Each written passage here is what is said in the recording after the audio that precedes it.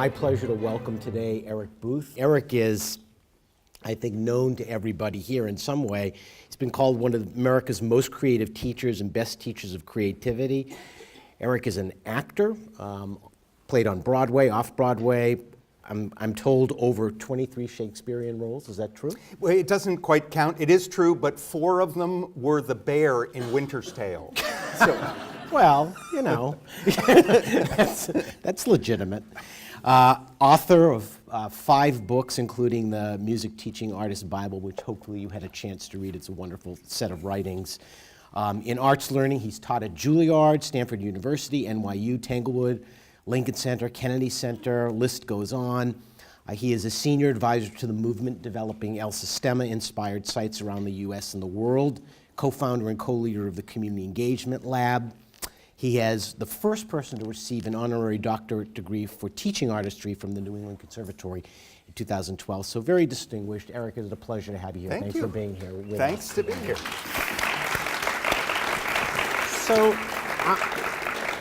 So I want to jump in, and we'll do this as we always do it. We'll do it informally. I'll ask some questions. We'll get all of you engaged as well. But I want to start with you make a statement in the book, this book, up front. Actually, you make a couple of statements, but one of the most obvious ones is when you say a teaching artist is the future of art in America, and that's a big statement if you really think about it. And I'm interested in knowing why you say it, and most importantly, why you believe it.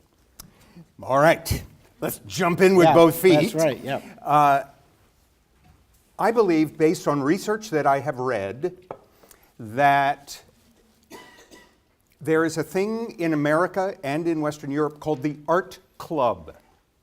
These are the people who know how to navigate their way inside the high arts. They're comfortable inside the arts. They identify as people of the arts, or not necessarily artists, but they know what to do when they go into art buildings, and they can encounter an unfamiliar work of art and develop a satisfying relationship with it. From my study of the research, that is about 7% of the US public.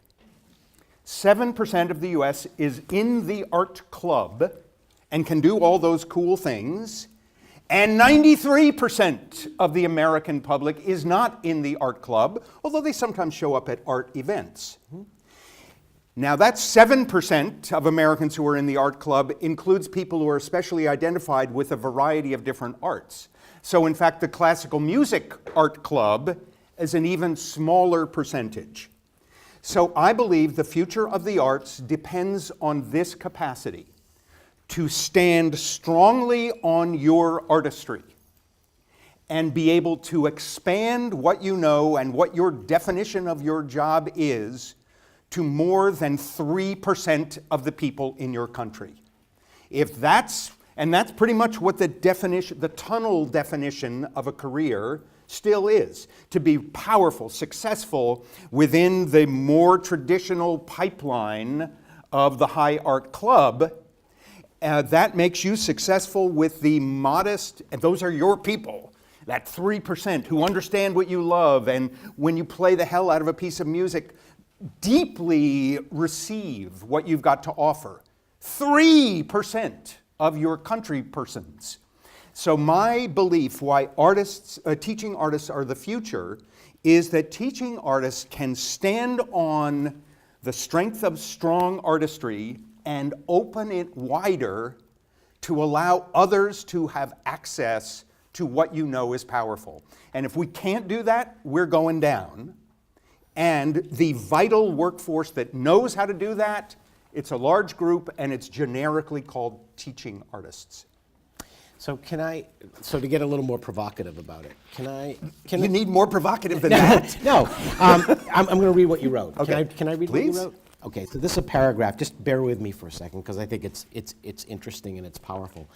I hear many musicians agree with such ideas in principle and then immediately exempt themselves. They say they are not good at speaking, they hate teaching, kids give them the creeps. They don't want to learn new skills because it is hard enough just to make the music well and scramble to make ends meet. They respect musicians who are good talkers and are willing to let them carry the responsibility in their ensembles. I watch them sit benignly smiling through the audience interactive stuff, waiting to get to the music, playing the music, which is all they really care about. 2 comments to such musicians. 1, with that attitude, you and your ensemble are going down. Smaller and smaller audiences, less income, less excitement, and taking the rest of us with you. 2, there is a role for every musician in the teaching artist world, even if you are not a good talker and get hives around 8-year-olds. We all need to join this work of supporting audiences' capacity to succeed in the crucial act upon which the future of classical music depends, making personally relevant connections inside the music. This is not the responsibility of a designated charming few. It belongs to all of us. So I think it's a great statement. It's a powerful statement. I certainly believe it. How do you make everybody here believe it? Because everybody in the school, everybody here doesn't believe that, I don't think. I mean, let's be honest. Yeah. Right? And how do you? Let me plop out this question, equally provocative. What is your definition of success as an artist? If your definition of success is technical perfection, that paragraph was for you. That is the definition of success that is going to take you down. Because this may be the most controversial thing I say, that 2% of difference in quality that is the life and death reason for existing for most of the classical musicians I have met. Orchestras that I work with, major orchestras, I work with 7 of the 10 largest orchestras in America. They live for that minuscule difference in technical perfection. I can't hear the difference. I am not a musician. That thing that is the most important to people in that worldview is completely lost on me. And I care way more about a lot of other things like opening up the music, helping me get inside it so I can get what's in there. If all of your focus is on technical perfection, worshiping the virtuosity of technique, you have excluded me, and I'm your best likely convert. I'm the person who has to decide whether I want to go to a concert or a baseball game. But if in fact all you're thinking about is the perfection of the Stockhausen, the Orioles are looking pretty good. So I need something else to come into the value of what you've got, and I propose it is an equal valuing of the virtuosity of communication. And as this paragraph mentions, and as you pointed out, I think the key idea here is everyone in, let's call it our field, has the same ultimate goal, the same definition of success, and to me it is supporting people's capacity to make personally relevant connections inside the music. That's the thing that matters. That's the only thing we've got that the Orioles and the movies and the cheaper, more convenient opportunities for your discretionary time and dollars do not have, is this resonant capacity to make an artistic connection. Music is brimming with it, but if I can't access it, I'm going to the Orioles. So your job is to apply the many tools we have to make that happen. The one thing we've got that keeps the arts alive and growing, and playing the hell out of the music is one of your tools, but it is not your only tool. And in fact, when you think that 2% of perfection, that piece of work is lost on me. There's a whole lot of other stuff you can do that is more powerful in helping us achieve our shared goal, which is my discovering something in what you're playing that matters to my life. So whether or not the Orioles are looking pretty good is debatable. End of the seed. Well, let's say new feature film. Well, I'm a Red Sox Yes. fan. Oh, So the Red Sox are looking they won pretty last good. night, 11 Yeah, I know. innings. You 11, must have yeah. loved it, all right. I'm going to get myself in trouble here. So why is the, sort of following up on this, why is, because I think this is an important thing to get people comfortable with this when we have this conversation, why is the teaching artist part of being an artist so difficult, or actually in some ways I would even say threatening to people that spend their lives preparing for this? as if you can't do both, right? And in fact, it's, you know, in one of the examples I use is from and I know you like the book as well, Jim Collins, the tyranny of the or versus the genius of the and. You know, that you have to do both. Why is it hard why do you think it's hard? I mean, you studied in the arts, different arts, but you studied as well. Why is it hard for artists to see that? I think it's hard because we're on the far end of a transition we didn't choose. I was certainly brought up in a time when just playing the hell out of the music was enough. It was worth dedicating your life to that. And in just the journey of my lifetime, it is no longer enough. And the misconception that creates the kind of tension you're describing is this feeling of, okay, I still got the artistry thing, and then I got to do all this other crappy stuff. It is seen as extra musical set of skills that you weren't particularly well prepared to deliver, that now you have to impose on your artistry in order to do what you love. That is a misconception, and I'm pointing to the young people here, your generation is the one that is going to evolve us out of the misconception into the appropriate conception that teaching artistry is in fact an expansion of artistry. If you want to achieve your goals as an artist, you need an expanded set of tools other than technical perfection. And that is the zone of teaching artistry. We're still evolving out of, oh God, I gotta learn the entrepreneurial crap if I'm gonna make any money, and I gotta spend a certain number of hours with kiddies, and it's not musically interesting. All of that is about separateness. If you can redefine that an artist's job is engaging the artistic aliveness of participants and bringing them into what you've got to share, all you are doing is expanding the embrace of your artistry, and that is the demand on your generation. The key piece of it is we're making a transition from that feels lousy to many individuals who are starting to discover that actually feels good. And the more we can morph into the pleasures of expanded kinds of engagements is the faster this transition happens. Well, and you also make the point that you think that people learning and to become teaching artists make them better artists, period. So talk a little bit more about Sure. that. Yeah. I saw this so often. I started the teaching artist course at Juilliard, I'm sorry to name it here, and I can blame all the negatives on them because it would never happen here. But I found that, well, how to say it? Phrase your question again so I really nail it. My question is that you've made the comment, you've written that you think that actually, you know, people becoming teaching artists make them better artists. Yeah.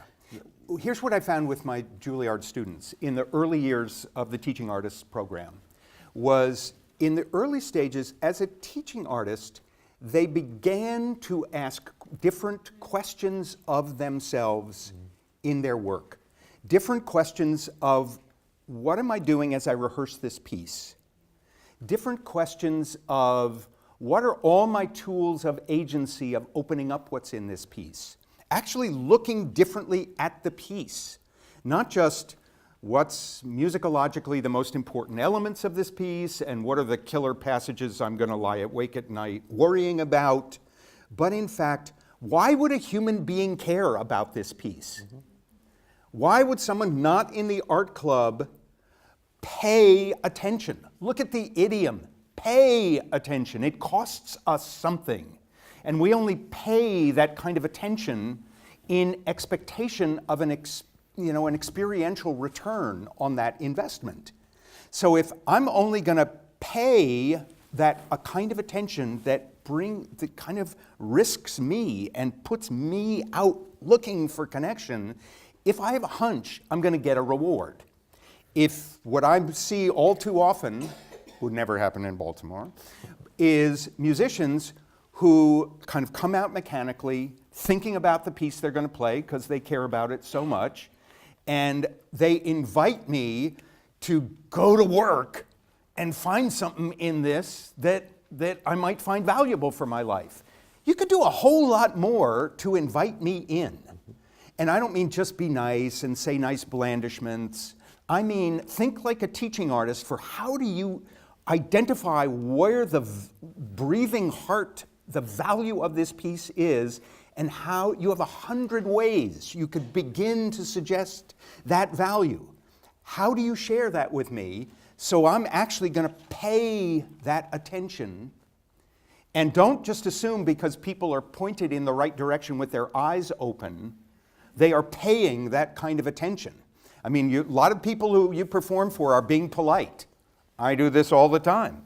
When I've kind of lost the thread or, when I've kind of given up, I'm a polite person, so I'm like looking around, but I am not having an artistic experience. I'm checking out like who's attractive and, I wonder if any of the members of this group are like partners, So I got stuff I can do,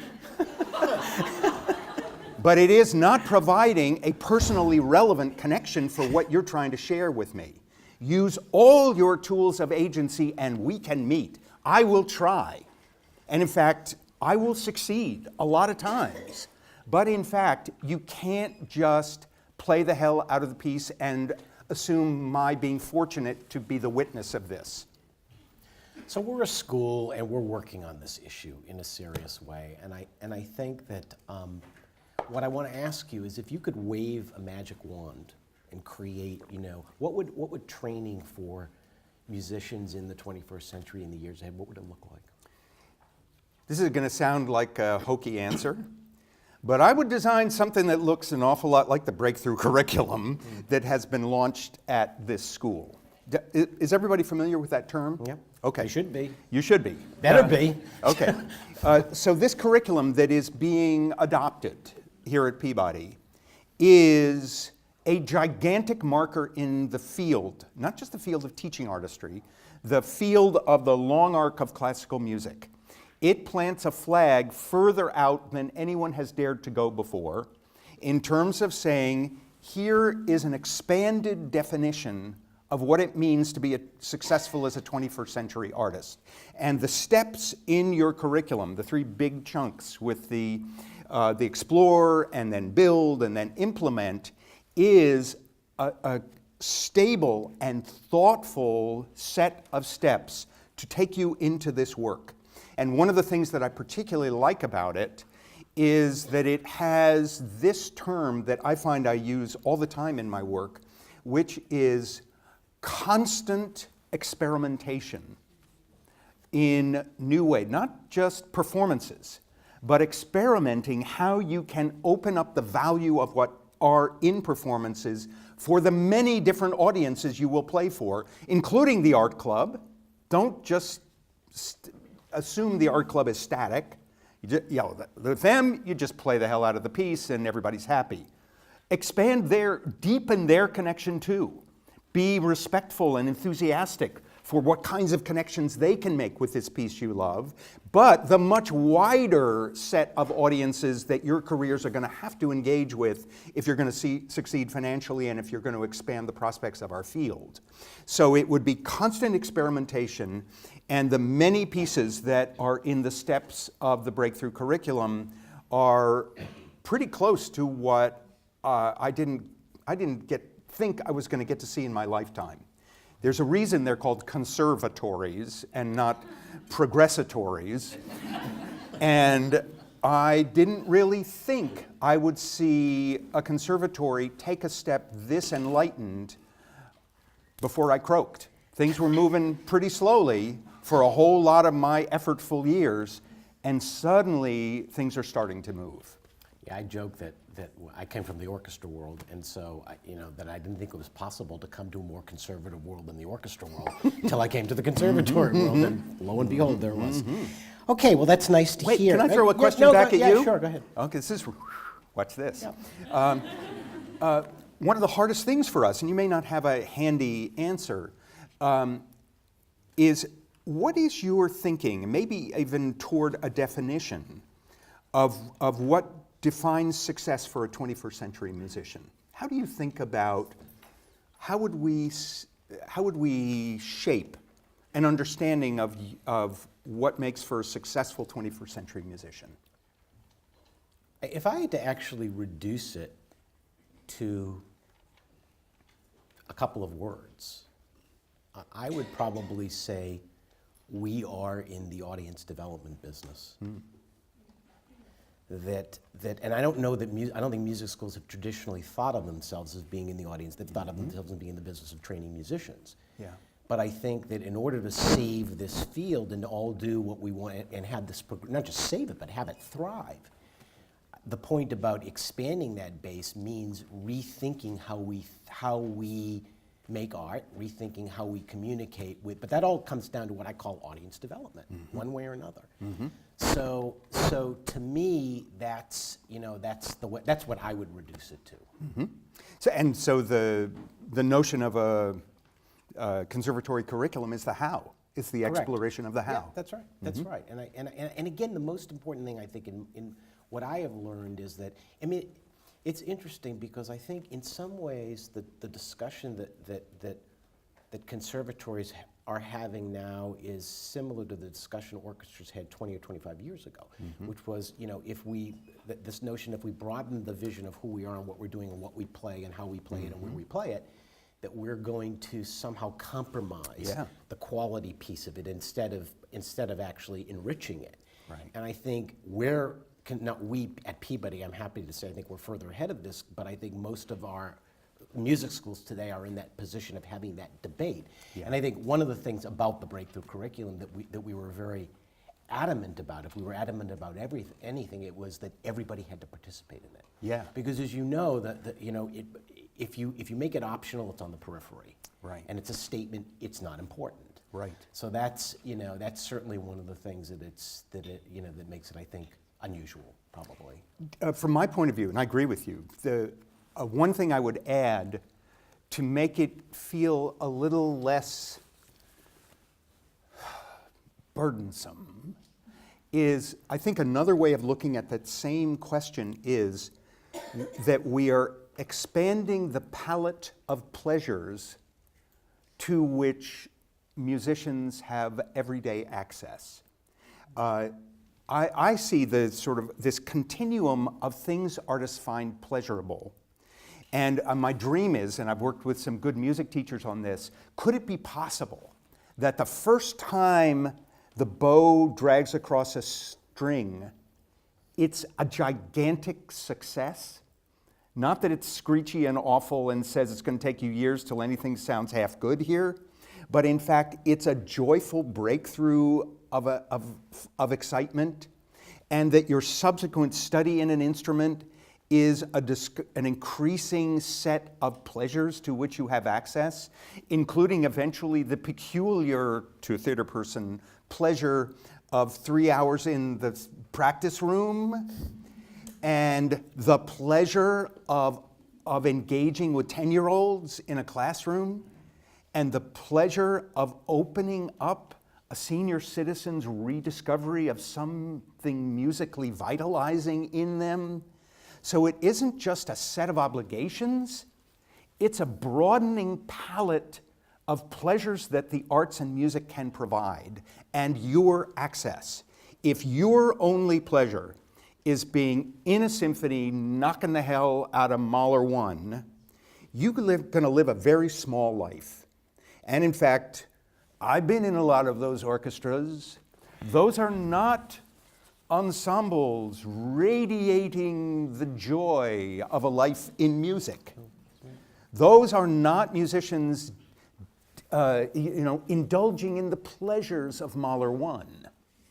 So if you have narrowed your access to the pleasures of art down to an expression that is going to be applied in a not very pleasurable environment, you have squeezed the hell out of your life. There is way more joy, way more interest if you can open up to, and this is what the Juilliard students found, discovery of musical ideas from 10-year-olds that make you actually want to mess around with them When you're practicing yourself, or when you're messing around with composition or improvising, you get this kind of synergistic relationship between your engagement, your discovery, your exploration with people who aren't art club members, and let it feed your art club life. That is the sustainable, pleasurable, and let us not underestimate, financially more lucrative pathway that makes for a sustainable 21st century artist life. And if those of you who are in ensembles or looking to be in ensembles, you better have pleasure in an expanded set of ways to relate to audiences, because there's gold in them thar hills.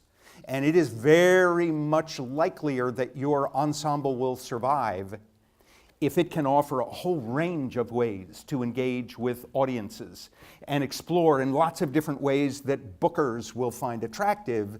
So there's gold in the pleasures you find in this work. So let me ask you a question, because we, like a lot of music schools, we have a significant international population. And when you look at the multicultural aspects of conservatories in the international population, how do you think about the training piece of that in terms of, the audiences that some of our students will go back to?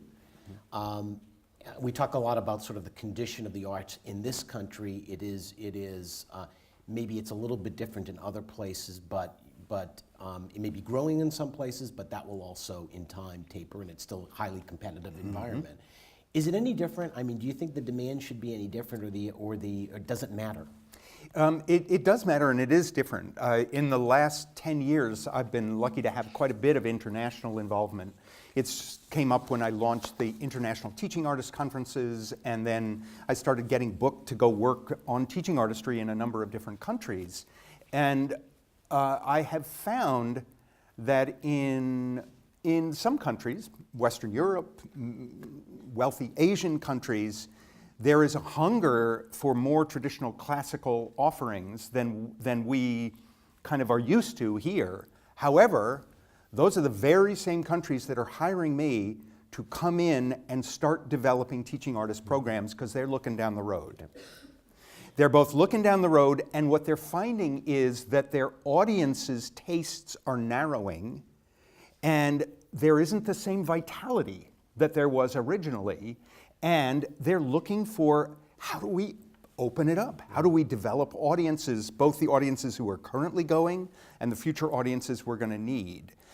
You should know they recognize the US as kind of the main sort of center of knowledge and capacity around teaching artistry, but there's actually a whole lot of distributed knowledge in other countries that doesn't go by that name and may not be quite so articulated and developed as we have in this country. But in fact, there's a lot of assets that get activated. So if I'm going to go do, as I have done, 2 weeks in Singapore, or about to go do 10 days in South Korea, to introduce teaching artistry, a lot of people come to those events knowing a ton of stuff, but not knowing that there's like a whole field in the US, a whole vocabulary, whole ways of training. So there is this, let's say, less developed, omnipresent capacity and increasing interest in countries that are already invested in classical music. So let me ask you another question that comes back to this idea of what the real purpose of art is, because I think it goes, in my mind, it goes to the core of how we train people. So you've written very eloquently on what citizen artistry means, or teaching artistry, and I would say, and I think you make the point, that it's not generally found in most community engagement programs. It's sort of the one-off, one-shot kind of thing. And you make the point, and again, it's somewhat provocative, but I think it fits really with the notion of when Jim Collins talks about the core, preserving the core of what it is that you do. The core of what you do, and you make this point, is not classical music per se. Right.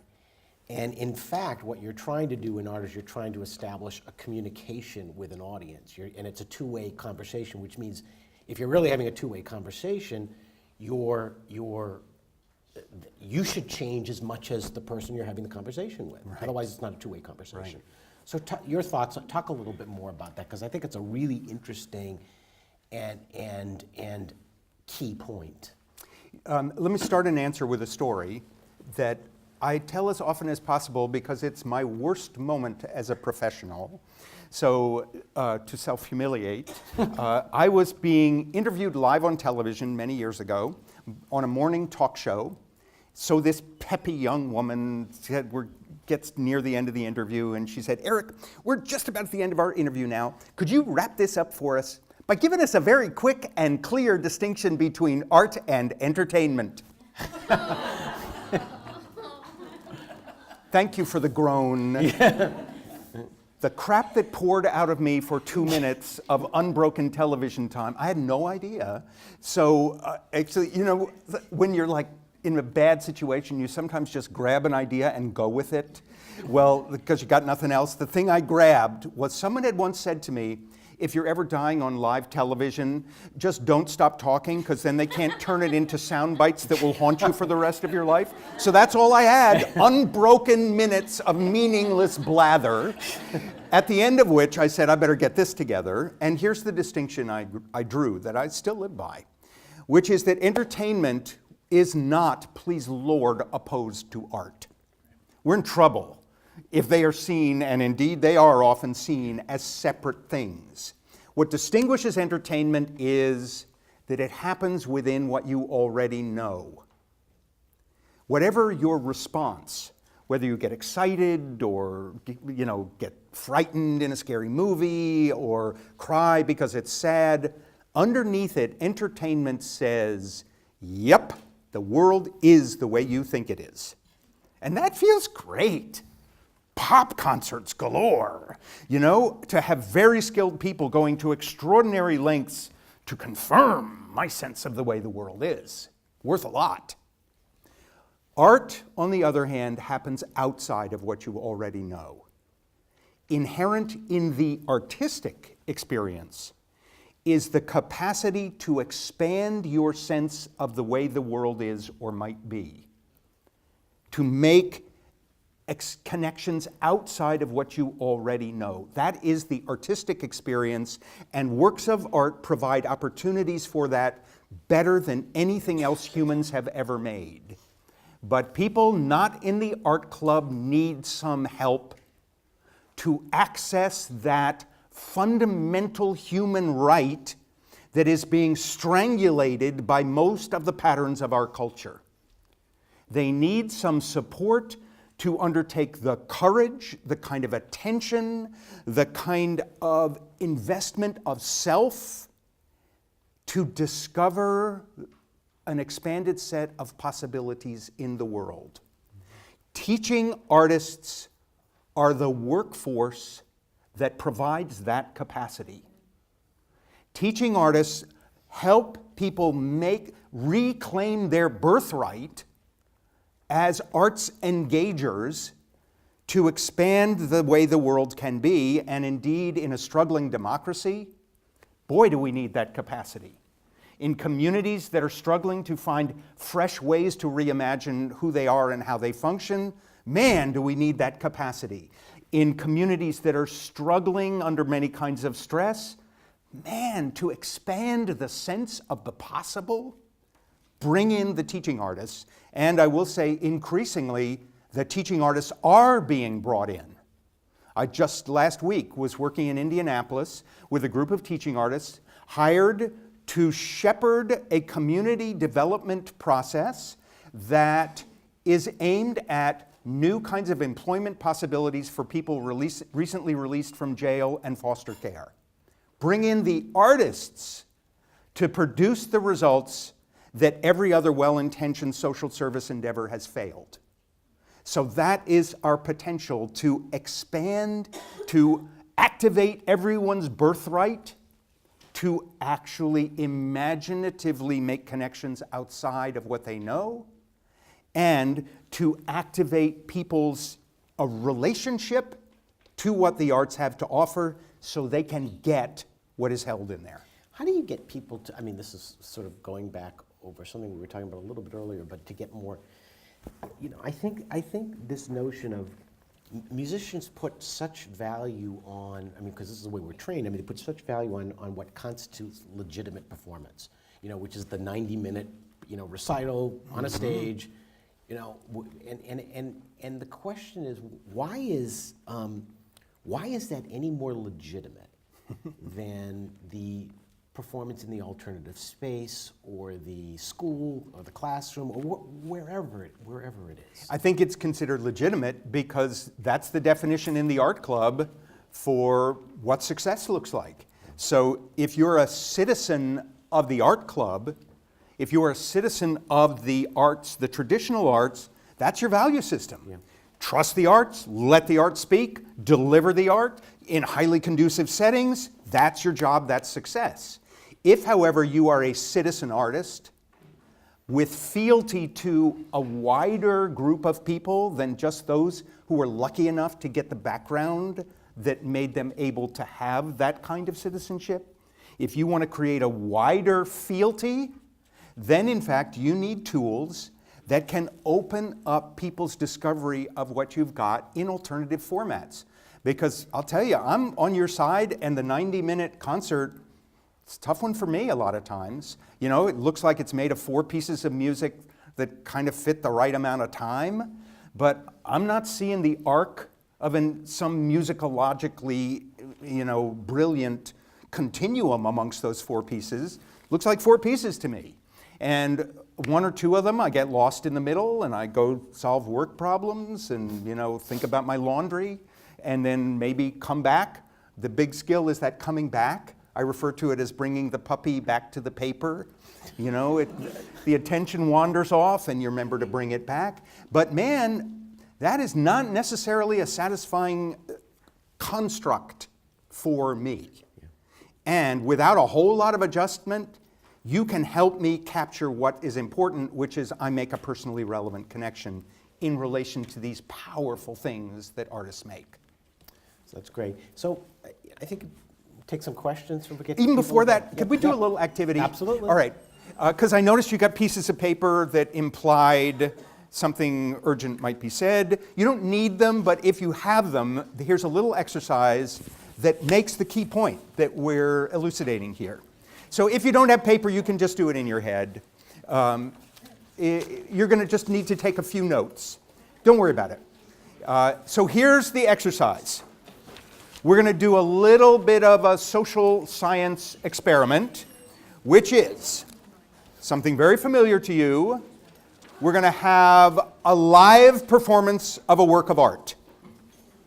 And I'm going to do this live performance of a work of art 4 times with a different preparation before each one. And I want you to take notes on how the preparation affects the quality of your encounter with the artwork. I've proposed that, that's the most important thing, what you can do when it comes down to just you and the artwork. When it's down to the nitty-gritty, do good things happen or not? So we're going to look how a teaching artist's agency can influence the quality of that encounter. All right? So here's how it's going to work. I am going to perform this small work of art 4 times, and immediately at the end of it, take some quick notes after each one about what actually happened inside you. And the notes are so you don't forget, or you don't start changing your memory of how the experience went. So this is tell the truth. This is not write nice notes about Eric. This is, I noticed my feet itched, or, I wondered why he was doing that. So you really, the point is to quick document the actual experience you had when it was just you and the artwork, okay? All right, here we go with the first one. And the first one, I'm going to give you the most standard way this is delivered in the world. No preparation. Just Unbeknownst to you, a particular artwork is about to be dropped on you. See how it lands. When it's over, quick notes about what really happened in there. Ready?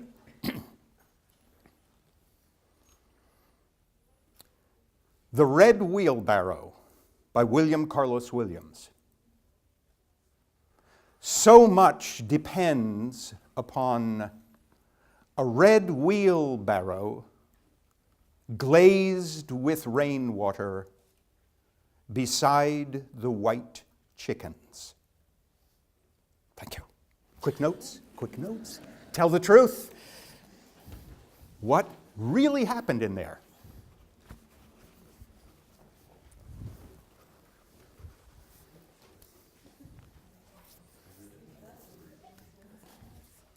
And these are just quick notes to help you remember.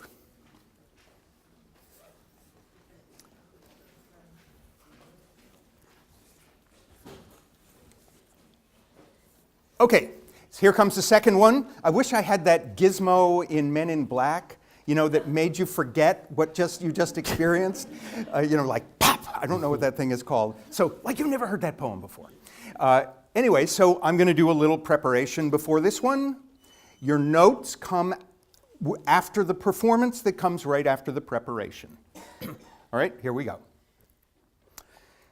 The Red Wheelbarrow by William Carlos Williams, one of the most famous poems of the 20th century. Williams was born in 1883, grew up in New Jersey, studied poetry in high school, and went to University of Pennsylvania trying to decide whether to become a poet or a doctor. His parents encouraged doctor. He decided to do both. He was both a pediatrician and a poet throughout his career. He joined the Imagist movement with Ezra Pound and T.S. Eliot. He fell out of kind of public favor in the 1930s and 40s, but in the 50s, he was kind of resuscitated into public view because he was an excellent mentor to the beat poets, particularly Allen Ginsberg. He continued to write poems until his death in 1963. The Red Wheelbarrow. So much depends upon a red wheelbarrow glazed with rainwater beside the white chickens. Notes? Tell the truth about the quality of your encounter with the artwork.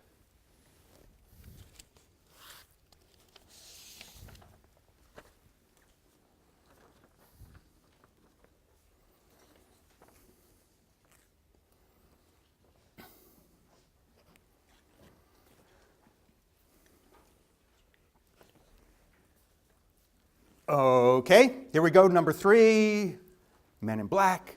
Pop. No memory, never heard that poem. Here we go, third preparation. The Red Wheelbarrow. It's comprised of one sentence broken up at various intervals, and it's truthful to say that so much depends on each line of the poem. And this is because the form of the poem is also its meaning. By the end of the poem, the image of the wheelbarrow is seen as an actual poem, as in a painting when one sees the image of an apple, and the apple also represents the actual object in reality, but since it's a painting, it also becomes a work of art. In line 3, the vivid introduction of the word red lights up the scene, and notice how the monosyllabic words in the third line elongate it, putting an unusual pause between wheel and barrow, breaking down the image into its component parts, as if the reader begins to feel as if you were scrutinizing the different segments of the image. In the 5th line, the literary device of assonance is introduced with glazed, evoking another painterly image. And in the last lines, they offer up a final brushstroke in this still life poem when white is used in contrast to the earlier red. And the unusual view of the ordinary wheelbarrow has provided a dissected image and a redefinition of the common concept of poetry. The Red Wheelbarrow. So much depends upon a red wheelbarrow glazed with rainwater beside the white chickens. Notes? Tell the truth.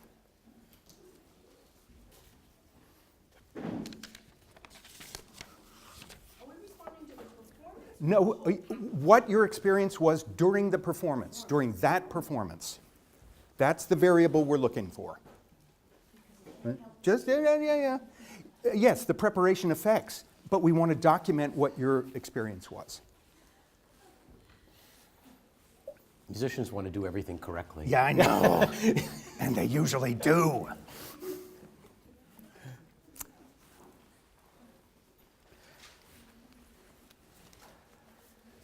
Okay, last one you will be pleased to hear. Men in Black, pop. Never heard it before. So here's our last go through. I recently came across the story of an experience that prompted William Carlos Williams to write the poem The Red Wheelbarrow. He was a pediatrician back in the days when doctors made house calls, and he had this one patient, a young girl, who was seriously ill. She lived on this farm in rural New Jersey, and she had this illness that had her teetering on the brink of life and death for several weeks. And he would visit her each day, and he would think about what is her life like each day right at this nexus of life and death. And one day after he'd examined her, thinking about this, he looked down the length of her bed to this window at the foot of her bed that looked out on the farmyard on this rainy day. And outside the window, there was this dirt-covered yard and a wheelbarrow and some chickens. And he went home and he wrote, "So much depends upon a red wheelbarrow, glazed with rainwater, beside the white chickens." Notes?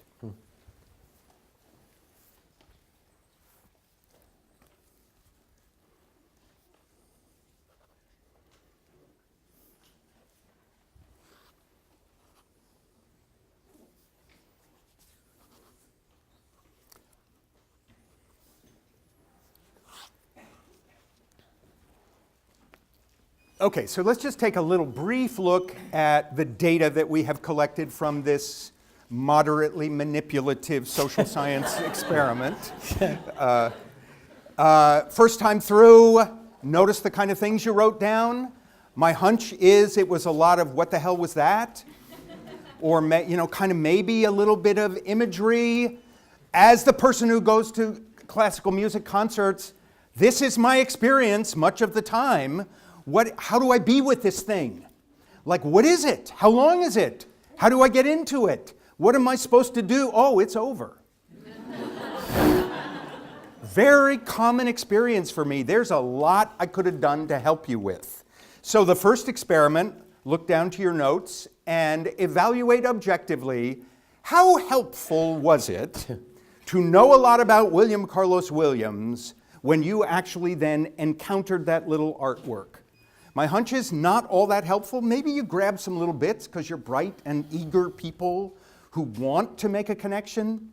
But this is the number one thing artists do when they are forced into a having to talk situation, is they tell you stuff. And you then watch the artwork through the lens of the stuff you have been told, which more often than not has no payoff or worse. Worse, usually, because then I try to watch it through the history of Russia lens and recognizing that a lot of serious stuff was happening when Shostakovich wrote this thing, but I am not making a personally relevant connection, and I am failing as an amateur historian. I want it to end. I did not succeed anywhere close. The third through, did you have flashbacks of bad experiences when professorial types told you how to interpret things in ways that didn't activate your sense of relevance, that may have been appropriate? These lines were taken right off the web. A cerebral academic approach does not necessarily provide in a pre-show concert, lecture, an entry point for you to give a rat's ass about what's about to be shared with you. And then the fourth example, which is the teaching artist example. Notice I didn't tell you anything. I took an entry point, which was the metaphor of a frame, was the only gesture that I made. And my gamble as a teaching artist was, if I could get you to enter that metaphoric concept of this situation and that image, you would be able to provide your own answers to the question of what depends on what, or why is this important, or what in my own life experience do I want to bring up to apply to this. And if all went well, it began to work for you. And you had a different experience of the artwork, with me, the sort of partnership you described earlier, because I have done what a teaching artist does, which is find an entry point, invite you in experientially, but don't disrespect you and don't tell you what to do. Activate the artist in you to meet me, so that in fact we can make some serious meaning together.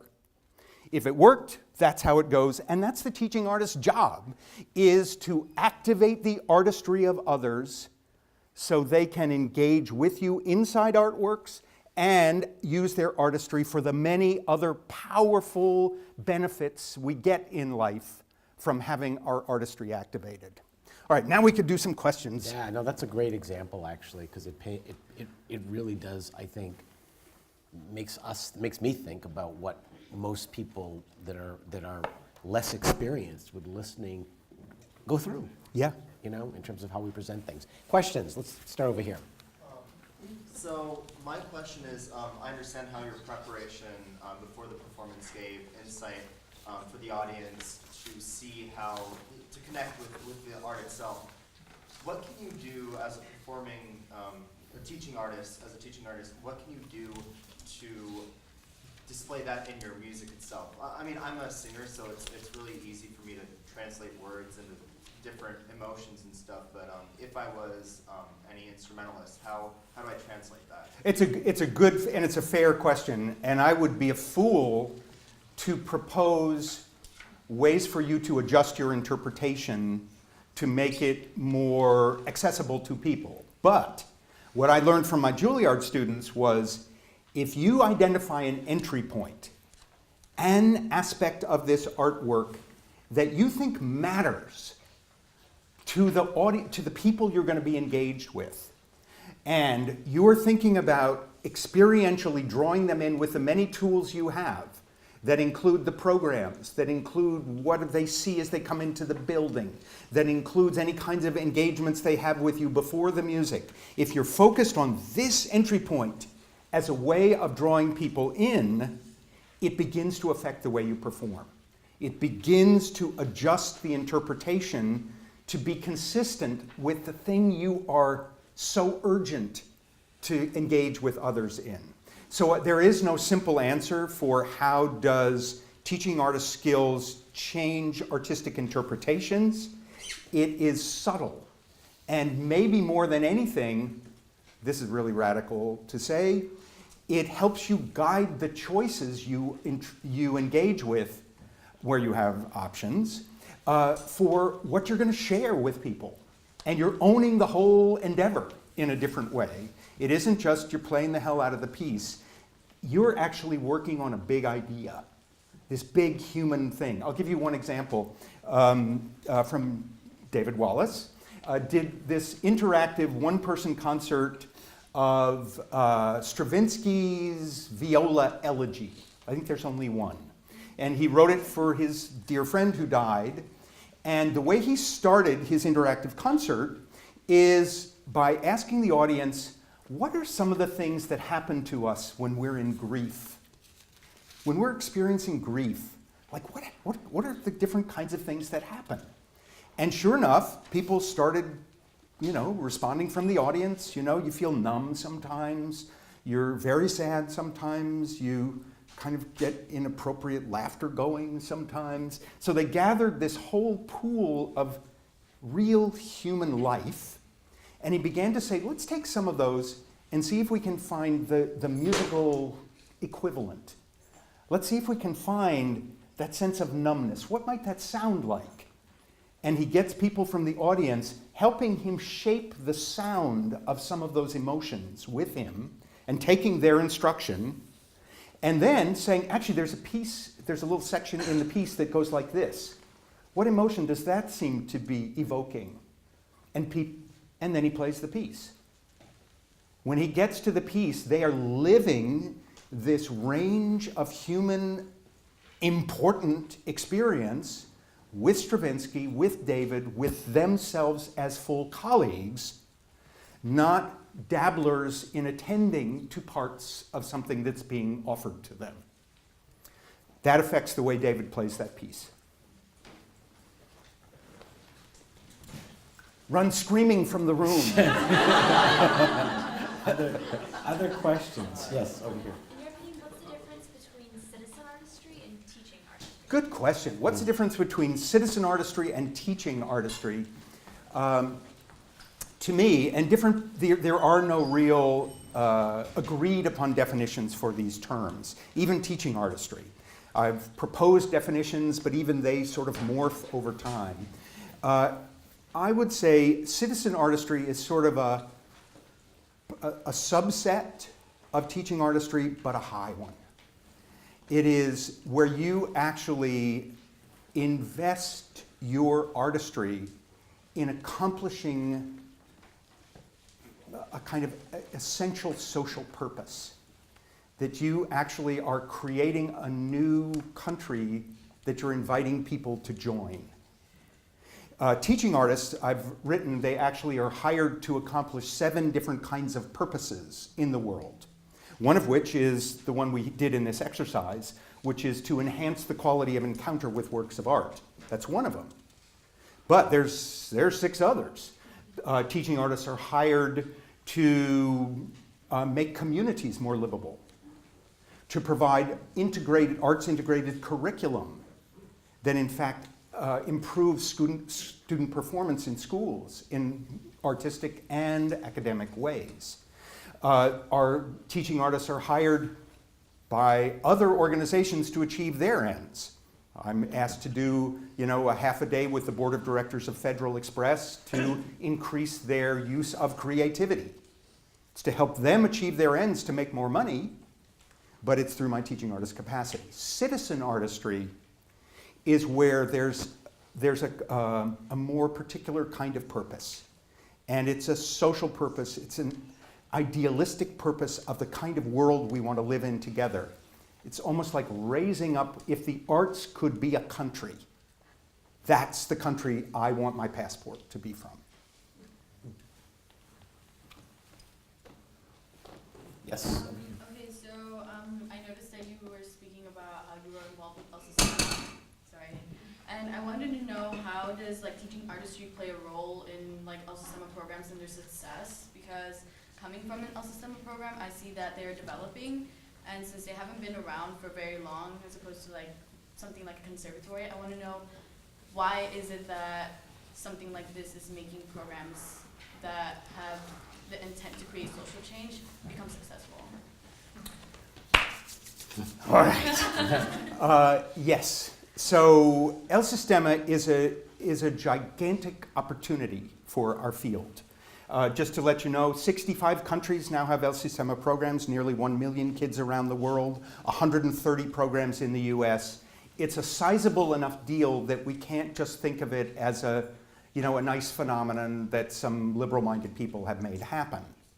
When I traveled to 25 countries in writing my most recent book, in every single country, when I said, what are your biggest problems, I got the same top 3 answers. The first answer was money, the second answer was faculty, and the third answer was transportation. And when I asked them about what's the problem with faculty, which goes to your question, it is that they could find teachers from the traditional conservatory pipeline mind who could actually improve technique, and they were having a hard time finding teachers who believed in the virtuosity of communication.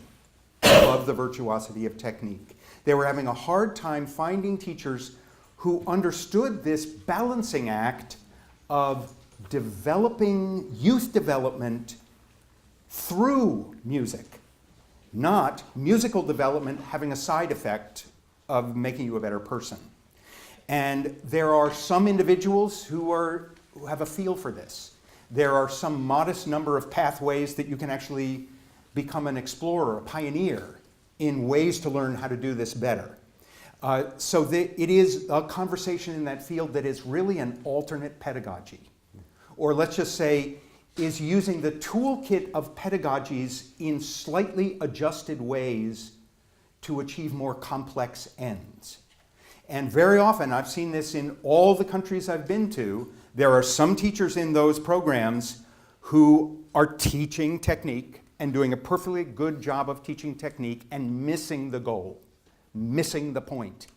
And there are others, very often, who are not so good musically, who actually are bringing the fire in the gut and the recognition for these people, these kids as people, with this sort of holistic wish and this quadrupling of the amount of energy that it takes to work in that way, who actually are achieving the goals of Sistema.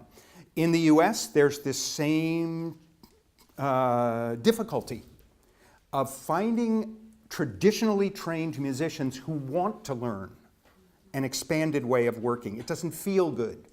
It feels like I'm doing something wrong if I'm not hammering what has meant success to me. As a field, an evolution is happening. As you say, it's a young field. And it's very easy to default back to the things of convenience and known success. But where the field is succeeding is where known pedagogies are being applied in slightly different ways to accomplish different and really worthwhile ends. So just as a quick follow-up, if I can, so you write a lot about the approach to art, both in making music and in teaching it, about work versus play. And the question I would ask is have classical musicians, in a sense, because of the way we have historically been trained, become, in a sense, our despite our best intentions, have done more damage to the cause of classical music than? I don't exactly want to say yes to that, and there's truth in it. Yeah. I think we're just evolving too slowly. Yeah. That's a better way. That's a good way of putting it. I mean, fair. the society around us is changing way faster than our institutions are, Yep. and we're really behind in adapting and taking advantage of the opportunities that are being presented to us. I can give you a perfect example of the distinction between the two. I witnessed in Venezuela, which is where El Sistema was founded, a kind of perfectly normal orchestra rehearsal in which they were practicing the D scale for 20 minutes. This is like the low end of musical pleasure. And they were having the time of their lives because of the environment that had been developed where boring work like that can be received as play. And I would say the teacher wasn't even particularly creative and ingenious. It was the environment. They were saying, he was sort of saying, like, let's try it faster. Yeah, let's see if we can do it faster. How fast could we do it? Let's try even faster. Oh man, that completely fell apart. That was fantastic.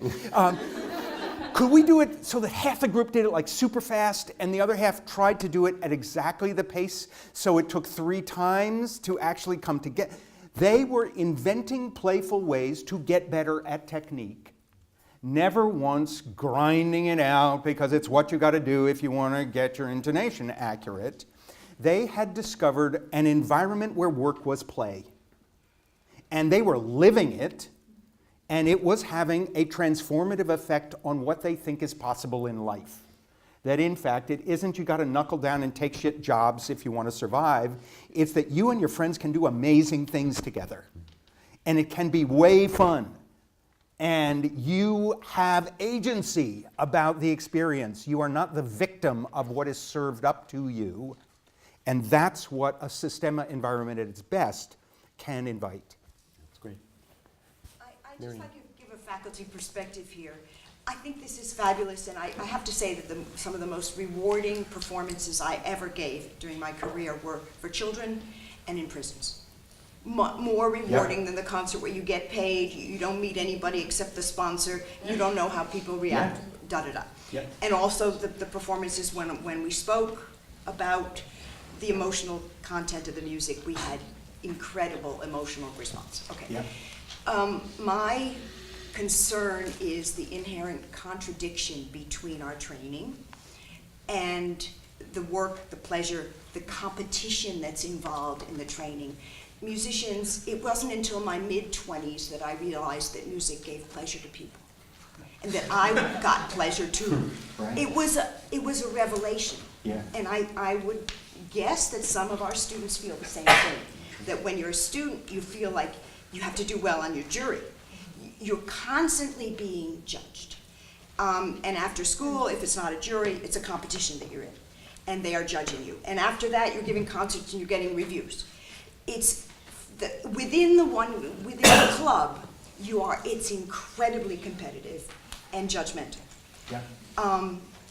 I just don't know how to reconcile that with all the good that comes from the other.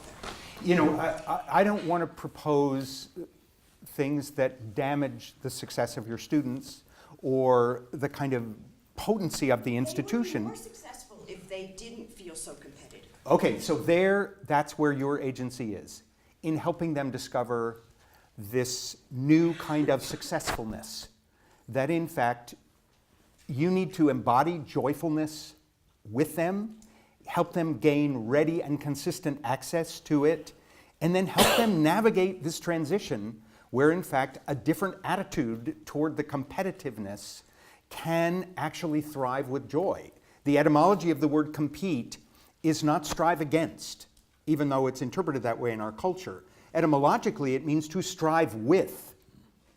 The word came from the original Olympic ideal, which was you held a running race because everyone ran faster within the context of a race. You up your game in a competitive environment rather than seeking to win. It's the comparison I always make between sports programs and Systema programs. Both very engaging, do wonderful things for kids. The biggest difference for me is every time kids engage in a sports game, half the people on the field lose, and half the people on both teams sit on the bench wondering if they're going to be considered good enough to get a chance to even play, as opposed to an orchestral opportunity where we get a chance to make something together. And so you're on the front line. And to affirm the significance of this tension you're feeling, the number one rule for teaching artistry is called the law of 80%. The law of 80%. I call it a law to make it sound scary. And 80% sounds like I've done some research. I made up the number. But here's the law of 80%. 80% of what you teach is who you are. 80% of your impact on your learners is how you listen, how you actually make stuff within the moment of what is happening, how you are an artist with your learners. So 80% of your impact is in that opportunity. So your wish, your pleasure, your discovery with them of how they can gain access to it is the most important way you can answer the question you just asked. Over here. For students about to start careers and looking for smaller opportunities and looking for this sort of teacher-artist path, what sort of opportunities should we be looking for as far as abilities to start practicing this technique of teacher-artist and developing this sort of vocabulary? Oh, you are so lucky to be a Peabody student. The breakthrough curriculum actually addresses that directly. As you start to encounter it in your time here, It has you making experiments so you get a feel for what it's like to actually engage with different kinds of communities. You get a chance, you will be guided to actually start to identify where your interest areas are, and they'll create actual connections for you to begin that exploration. And then at that point, as you graduate, your entrepreneurialism needs to kick in a little bit to follow it up. The upside of this is, if you have identified an interest and actually had some experience, every city in the US hires teaching artists. Wherever you go, if you are articulate and you have some skills and a passion, you will find paying work that enables you to keep developing your interest and making stuff that will help sustain your career. No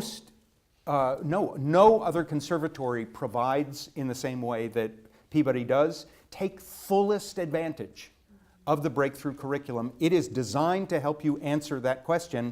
And just remember, it is the only conservatory in the US that is really designed a multi-year sequence to help you leave with that answer for every student, not just those who happen to be interested. I was hoping to just add to that about some things specific happening in Maryland. Maryland, I think, really embraces the field of teaching artistry. The Maryland State Arts Council and a couple of other groups, including Young Audiences, have developed the Teaching Artists Institute, and it would be perfect for Peabody graduates. That pairs them up with a teacher. It really helps them understand what is the change you want to see in the world through your art form, and then partnering you up with a teacher to experiment and pilot with that. And that is underwritten for musicians, dancers, actors, by the Maryland State Arts Council and some fundraising. And I will say that the Baltimore City Schools is starting to embrace teaching artists as change agents in the classroom. They have seen evidence of impact, not just academically, but of course social, emotionally, and artistically. And they actually want to work with more teaching artists than our city has. And so this is a great place to be. Baltimore is a great place to be, and there's lots of support for teaching artists. Stacy, introduce yourself. Thank you for that. Oh, sorry. My name's Stacy Evans, and I'm the CEO of Young Audiences Arts for Learning, which brings teaching artists into schools. And we actually are really struggling. We do not have enough highly skilled teaching artists to be able to deliver what the school districts are asking for us. So we're very eager to work with Peabody to figure out how do we make this happen for our young people. And I will say, in the many projects I've worked with around the country, classical music teaching artists are the hardest to find. Mm-hmm. That is the hardest employment. All the other art forms or parts of music have much more supply, much more interest than classical music, so there are jobs. Back here, and then we'll go over here. If an artistic discipline is failing to reach a particular audience, do you believe that this is the shortcoming of the artist, or is it possible that a particular field has run its course? Can you give me an example so I don't have to speak in general terms? I'm a trumpet player. Let's say that people get bored of the trumpet. Do you think that is my fault, or that society is no longer using solo trumpet anymore? I don't know. I don't think I've ever encountered an art form that just plain died. Because when I see an artist who is in love with that art form, able to open up its relevance in the real world of today, I find people moving toward that. What I think goes dead is certain repertoire or certain forms of presentation. I will say the assignment I used to give Juilliard students that was the most terrifying to them. They had to take a year-long course with me and then work in the field for a year.